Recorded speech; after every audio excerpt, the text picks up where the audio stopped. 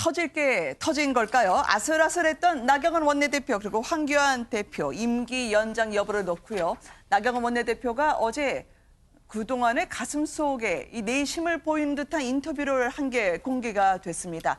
저격까지 저희가 간다고 해석해도 될지요. 먼저 당시에 나경원 원내대표 그리고 황교안 대표의 모습을 보시고 오겠습니다. 의원님 모두에게 감사드립니다. 오늘 의원총회에서는 임기 연장 여부에 대해서는 묻지 않겠습니다. 자유한국당 원내대표 나경원의 발걸음은 여기서 멈춥니다. 의원총회를 다른 때보다 한 1.5배 했습니다. 그만큼 격동의 1년이었던 것 같고요. 우리 모든 의원님들께서 힘을 합쳐주신 덕분에 국민들과 함께하는 정당으로 자리매김하는 그런 기반을 만들었다고 생각을 합니다. 고생 많았다. 앞으로도 당을 살리는 일에 같이 힘을 합하자 그런 얘기했습니다. 예, 어제 여러 가지 의견들에 대해서 우리 당의 조직국에서 법률 판단을 했고요. 그것에 따라서 저도 판단을 해서 처리를 해 나온 겁니다. 대표 혹시 원내대표 이번 연장 불허까지 해서 친황 체제 구축이다 이런 말도 좀 있는데 어떻게 받아들이십니까? 저는 친황하라고 정치하는 사람이 아닙니다. 대한민국을 우리가 한 마음으로 같이 살려내기 위한 것이에요. 네. 그리고 제 인사 이 분에 관해서 한번 여러분 면밀하게 보세요. 그게 친황 인사인가? 나경원 원내대표 이제 곧 임기가 끝납니다만 한 언론 인터뷰에서 특정인에 휘둘리며 총선 재앙이다라고 이야기를 하던데요. 희생이라는 말까지 했습니다. 자, 이 대승적으로 임기 이제 연장 안 되는 거 받아들이는 거 한 것 같다가 갑자기 이런 이야기. 특정인을 겨냥한 듯한 일명 비황 선언입니까? 어떻게 해석하시는지요? 당연히 특정인에 휘둘리면 총선 재앙에서 특정인은 제가 볼 때는 황교안 당대표라고 얘기할 수밖에 없겠죠. 좀 그래서 지금 이 상황 자체가 어쩌면 다시 한번 자유한국당이 과거와 같은 개파 갈등으로 갈 수 있는 시그널이 아닌가라는 생각이 들기 때문에 상당히 좀 큰 문제가 있다는 생각이 들어요. 왜냐하면 자유한국당이 가장 중요하게 문제가 있던 건 뭐냐면 개파 갈등 문제가 가장 컸기 때문에 그런 거고요. 네. 왜냐하면 그런 거예요. 첫 번째가 뭐냐면 당직자 전원 사퇴를 했다고 얘기했는데 제가 나중에 보니까는 자발적으로 한 게 아니란 얘기예요. 그리고 나서 다 수리한 게 아니라 김세현 여의도 연구원장만 선별적으로 사표를 수리했어요. 이 얘기 뭐겠습니까? 황교안 체제에 대항하는 사람에 대해서는 하지 않겠다라고 하는 하나의 시그널. 이건 하나의 친황 체제 구축. 두 번째는 뭐냐면 저 원내대표가 1년 동안 상당히 많은 미스를 하긴 했었어요. 근데 그 미스가 소위 원내대표 잘못만 있습니까? 황교안 대표도 분명히 잘못이 같이 있는 거죠. 저는 세 번째는 뭐냐면 공천 문제와 관련해서 원내대표가 6개월 더 한다고 그러면 공천 문제 개입을 하겠죠. 근데 황교안 대표는 이것도 용인하지 않는 것 같아요.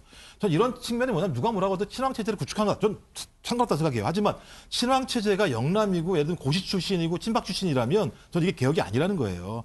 친황 체제를 구축하려면 국민이 바라는 대로 저는 바꾸는 거 맞다고 생각이 들어요. 하지만 그렇지 않다면 또 다른 저는 개파 갈등의 진앙지가 될 거기 때문에 왜냐하면 홍준표 전 대표가 친일 세력 구축 당장 생각만 하는 거다라고 얘기하는 것 자체가 저는 그런 거기 때문에 제가 볼 때는 이제 황교안 대표가 진정한 혁신을 하는 방향으로 갔으면 좋겠다 생각합니다. 네, 이 황교안 대표와 그리고 나경원 원내대표 간에 그동안에 이제 불화설이 계속 있긴 했었죠. 가산점도 있고 표창장도 있고요. 필리버스터까지. 어떤 이유가 좀 표면적으로 불거진 겁니까? 이 변호사님. 일단 언론에서 하는 이야기들은 이번에 단식 중에 미국 간 거라든지 필리버스터 이런 이야기를 하는데 저는 그게 큰 어떤 분쟁이라고 생각하지 않습니다. 왜냐하면 모든 정치인들은 생각들이 좀 다른 것이고 건전한 비평들이 있어야 건전한 정당이 되는 거라고 봅니다. 적어도 당대표와 원내대표가 모든 의견이 다 일치해서 갈 수는 없는 거거든요.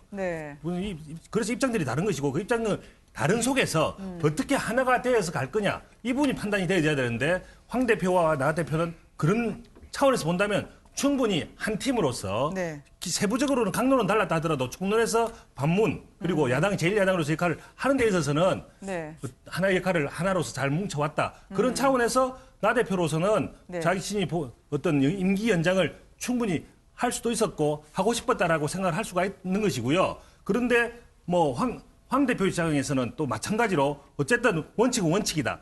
원내대표는 1년 동안 하나씩 맞다라는 원칙을 관찰한 면이 있는 것이고 그든 각자 입장에서 정치인 각자 입장에서 조금 달리 해석하는 것에 불과하다. 전체적으로 봐서는 하나의 한 묶음 원팀으로 가고 있다라고 보는 게 맞는 것 같습니다. 그리고 우리 김종욱 교수님 그래서 제가 하나만 말씀을 드리면 네. 지금 그 특정인이라고 하는 부분을 뭐 당연히 뭐 우리 황 대표라고 이야기를 생각한다고 하셨는데 네, 나경원 저는 그분이 인터뷰요. 뭐 그분을 배제한다고 생각하지는 않습니다. 그렇지만 과거에 보면 알 수 있지만 공천심사위원장 예를 들어서 뭐 이한구 네. 라든지 과거 네, 공심사위원장이라든지 어떤 공천에 누가 휘두르느냐 네. 이 부분에 문제가 있는데 이 부분이 아무나 휘둘러서는 안 된다고 생각하는 것이고 이런 차원에서 황 대표께서도 이번에 공천심사위원장을 국민 추천해서 하겠다. 누구한테 휘둘리지 않고 국민이 원하는 공천을 하겠다라고 이야기를 했기 때문에 네. 그런 차원에서 원칙론적을 이야기한 것이다라고 보면 될 것 같습니다. 아무래도 한국당은 내일 원내대표를 선출하게 되는데요. 김 변호사님께 여쭤볼까요? 친황은 없다라고 하던데 어떻게 들리십니까? 일단 뭐 그렇게 말하고 싶지만 실질적으로 하는 행동을 보면은 제왕적 당대표의 모습을 보이고 있다는 것이고 거기에 대해서 지금 김영우 불출마를 선언한 김영우 의원조차도 제왕적 당대표로 가고 있는 것 아니냐는 걱정을 하고 있습니다. 지금 이 황 대표가 이 나 원내대표를 정리한 그 이유가 네. 뭐 나 원내대표가 황 대표처럼 그 투탑으로 해서 하나의 태양이 없다고 하는 두 개의 태양이 없다고 하는데 마치 두 개의 태양처럼 보였던 것이 아마 자신에게 보기에는 너무 부담스러웠던 것 아닌가 하는 생각을 할 수밖에 없습니다.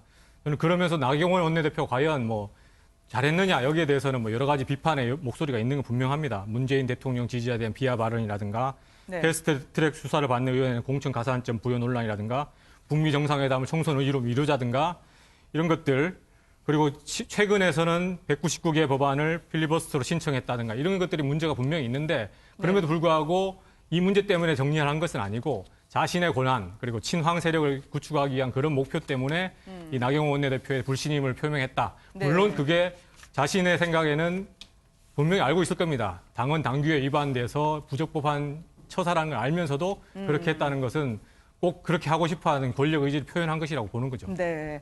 자, 내일 원내대표는 그럼 이제 협상의 정권을 위임받을 원내대표를 뽑게 되는데요. 장 소장님 짧게 전망해 주실 수 있으실까요? 전 게임이 끝났어요. 그래요? 유기준, 박성중 조가 네. 내일 당선됩니다. 아, 개인의 의견으로 하겠습니다. 왜냐하면 저희가 전망을 할 때는요.